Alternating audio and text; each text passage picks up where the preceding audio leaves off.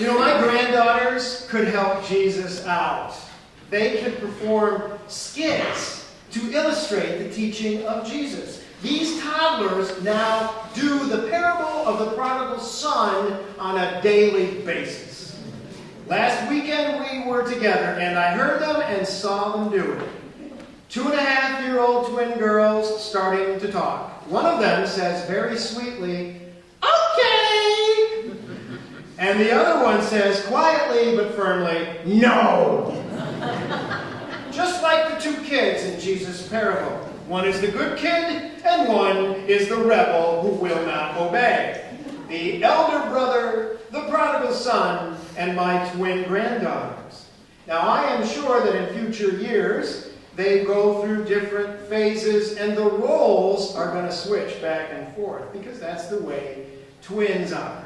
Well, in fact, that's the way people are. Sometimes you and I are the runaway kids. We reject the good things, love, care, integrity, selflessness, relationships, companionship, compassion, honesty.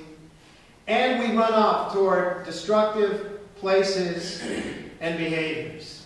All of us. Nobody's perfect. In fact, nobody's even normal, really.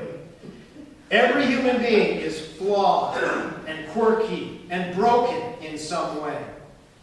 Every one of us is sometimes the runaway kid, the prodigal son, the twin who says quietly but firmly, "No!"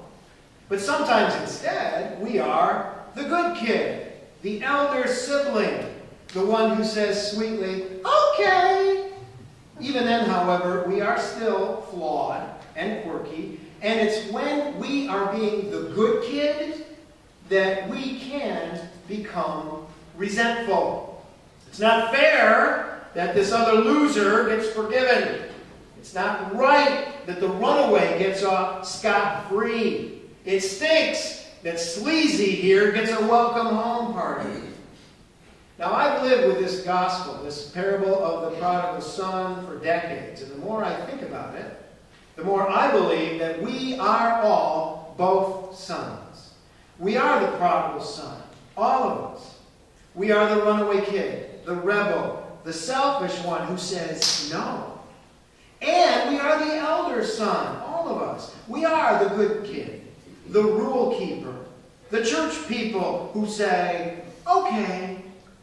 When I hear this parable of Jesus, I think of that old comic strip, Pogo, which said, "We have met the enemy, and he is us." We are both of these characters. And Jesus says that both parts of us are forgiven and loved. The Father in this story loves both kids. No ifs, no ands, no buts. No lectures to either of them about shaping up or shipping out. Nothing but forgiveness and love and celebration. That's the heart of the parable of the prodigal son. That's the heart of the gospel according to Jesus. Well, now I hear this story as a grandfather, and I realize one more thing.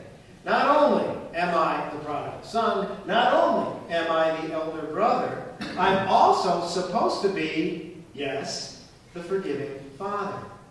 And that goes for you, too. It's all about forgiveness. Remember that prayer we say together every Sunday. Forgive us our trespasses as we forgive those who trespass against us.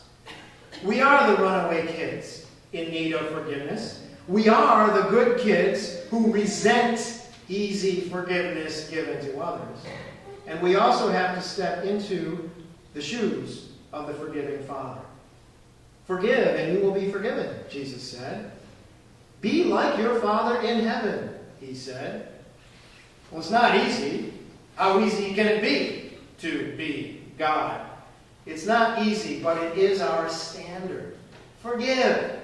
Or to use non-religious words that may be easier to understand, let it go. Let it go. Don't let the offense committed against you hold you in prison. Let it go and be free. That's the way I understand forgiveness. The only truly free character in this parable is the forgiving Father. So be free. Take it easy on yourself. Cut yourself some slack. Forgive yourself. And take it easy on the people around you. Cut them some slack. Forgive them. Let it go. That's how you become more like God. You know, our Book of Common Prayer has a service for morning prayer and another one for evening prayer. Each one takes about 15 minutes to pray your way through. Well, I can give you the extremely condensed version of morning and evening prayer. Sometimes my morning prayer is just one word. Whatever. It's kind of like, thy will be done. And sometimes my evening prayer is simply the phrase, oh well. Forgive me, help me forgive others.